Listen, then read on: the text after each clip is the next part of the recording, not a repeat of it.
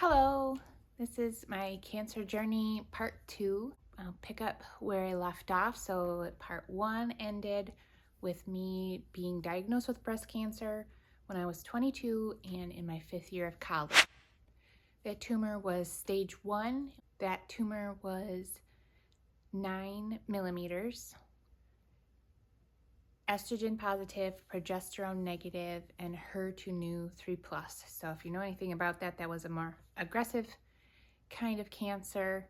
I had a lumpectomy, chemo, and radiation all while I was finishing my last semester of my 5th year of college. And I graduated, and then a year went by, 2 years went by, 3 years went by. Now I was married. 4 years went by, 5 years, and I was pregnant with our first. And 5 years is a big milestone. That's where all the studies look. That's the kind of the goal post. If you can make it 5 years without a recurrence, then it's a good indicator that the cancer is probably gone. So that was a big milestone, a big celebration, and I could actually breathe again and not worry so much about a recurrence. And then 6 years, 7 years, 10 years. When I crossed over 10 years, that was like a huge weight was lifted, and it felt like ancient history at that point. I felt like I could actually plan on long-term future things like the possibility of retirement. That was huge. Before that, I was living short-term, just because I didn't know what the future held. So that was very exciting.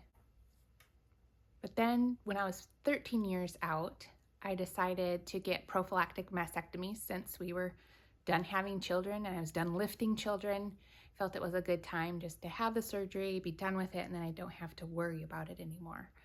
So I went and saw a surgeon, and the nurse said, let's get one last mammogram and MRI, just so the surgeon knows exactly what she's dealing with when she's in the operating room.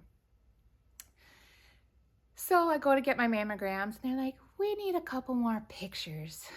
Oh boy, I know what that means.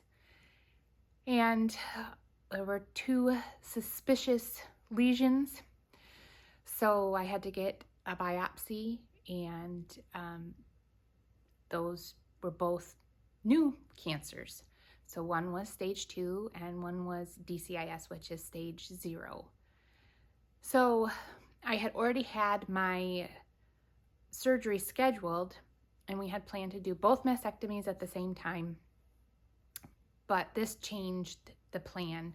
Now they wanted to do just the left side with the cancer, and then form the right side to match.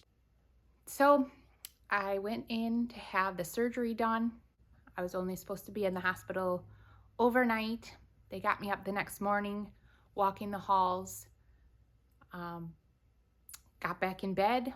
They woke me up again to give me breakfast, and I put the back of the bed up so I could sit up and eat my breakfast. And I noticed this weird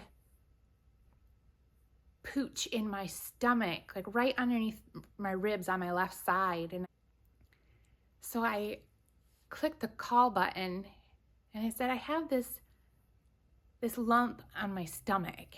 And they're like, okay, we'll come in and check it out. And then all of a sudden I got this rush of nausea.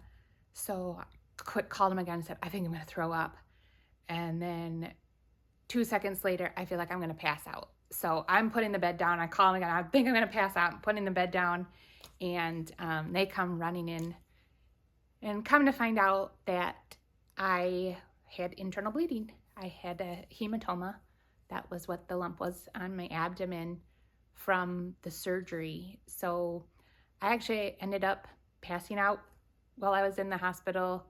I had to go back in the ER, get everything cleaned out, get a couple of pints of blood.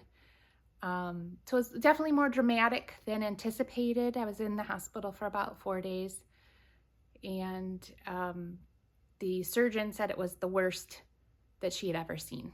So those are not the kind of awards that I aim for, but somehow I still get. But anyway, we recovered from that.